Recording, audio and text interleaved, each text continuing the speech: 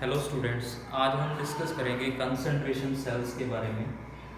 Electrochemistry की starting के अंदर हम जब गैल्वेनिक सेल्स पढ़ते हैं तो गैल्वेनिक सेल्स बेसिकली दो टाइप के होते हैं। एक केमिकल सेल्स जिनके अंदर ईएमएफ प्रोड्यूस होने का कारण केमिकल चेंज है और वो chemical change spontaneous in nature होता है और उस स्पॉन्टेनियस केमिकल चेंज से इलेक्ट्रिकल एनर्जी प्रोड्यूस होती है, जैसा कि जिंक कॉपर सेल के अंदर देखा गया है। अब दूसरा जो गैल्वेनिक सेल के अंदर सेल्स आते हैं उनको हम बोलते हैं कंसंट्रेशन सेल्स। सबसे पहले कंसंट्रेशन सेल्स के अंदर कोई नेट केमिकल चेंज नहीं होता। दूसरा पॉइंट, जो कंसंट्रेशन सेल्स में ईएमएफ पैदा होगी वो ईएमएफ पैदा होने का जो कारण होगा वो होगा difference in the concentration of electrodes और that of solutions of electrolyte with which they are in contact. अब सबसे फर्स्ट पॉइंट क्या है कि जो ईएमएफ पैदा हो रही है वो पैदा हो रही है due to the difference in the concentration of electrodes और इलेक्ट्रोलाइट्स।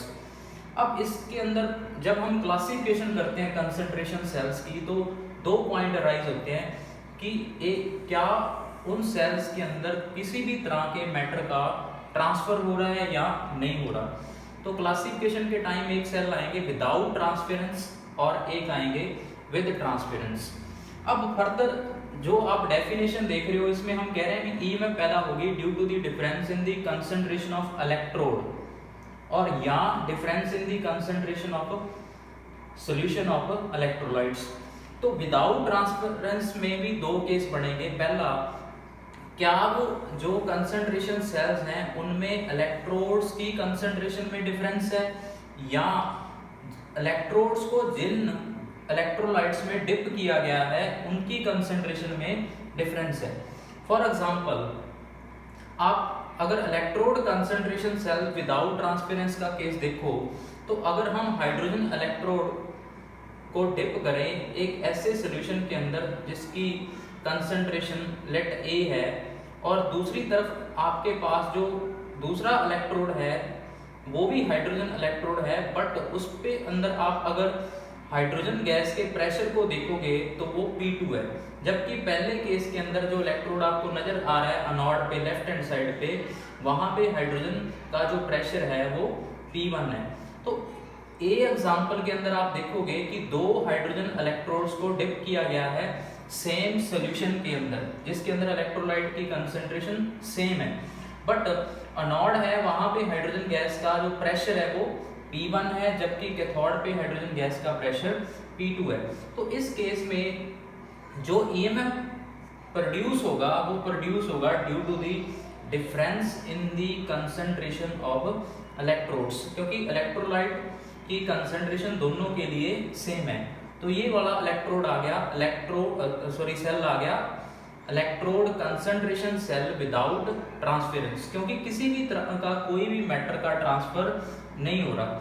ऐसा ही एग्जांपल है अमालगेटम जिंक का जिसके अंदर जो दोनों इलेक्ट्रोड्स हैं वो सेम एक्टिविटी के जिंक 2 पॉजिटिव आयन सॉल्यूशन के अंदर डिप हैं, बट अनोड पे जिंक की जो इलेक्ट्रोड की एक्टिविटी या कंसंट्रेशन है वो A1 है जबकि कैथोड पे A2 है।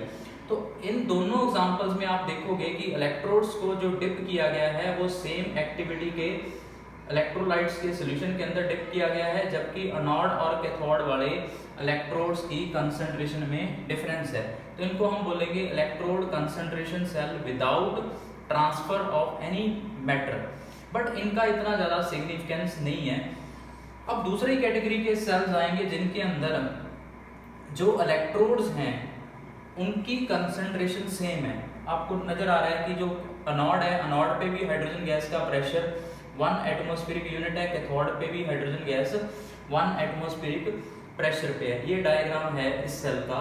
तो हाइड्रोजन इलेक्ट्रोड के अंदर अनोड पे जो हाइड्रोजन गैस को बबल किया जा रहा है वो 1 एटीएम पे है, कैथोड भी 1 एटीएम पे है। इट मींस दोनों इलेक्ट्रोड्स हैं जो हाइड्रोजन के उनकी कंसंट्रेशन सेम है, जबकि जिन जो इलेक्ट्रोड्स हैं इनको डिप किया गया है इस तरफ जो HCl है उसके अंदर H पॉजिटिव आयंस की एक्टिविटी A1 है, यानी कि कंसंट्रेशन A1 है, जबकि कैथोड वाली साइड एक्टिविटी या कंसंट्रेशन A2 है।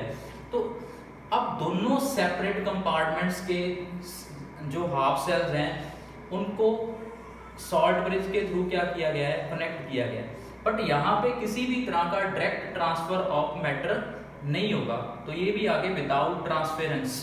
अब इनमें जो ईएमएफ जनरेट हो रही है पहले केस में वो जनरेट होगी due to the difference in the concentration of electrode, और इस केस में जो जनरेट होगी due to the difference in the concentration of electrolyte in which the electrodes are dipped. अब इससे जो नेक्स्ट केस आप देख रहे हो ये वाला केस, तो इस केस में क्या है कि हमने यू शेप का एक ट्यूब यूज किया है और उसके अंदर एनोड पे आप अगर देखोगे तो जो इलेक्ट्रोड्स हैं उसके अंदर जो हाइड्रोजन गैस का प्रेशर है, जो बबल हो रही है hydrogen gas, that is 1 atmospheric unit.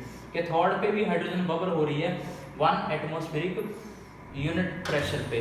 अब इस तरफ जो एनोड है, एनोड पे HCl की जो एक्टिविटी है जिसके वो डायरेक्ट कांटेक्ट में है वो A1 है, कैथोडिक सॉल्यूशन के अंदर भी एक्टिविटी A2 है।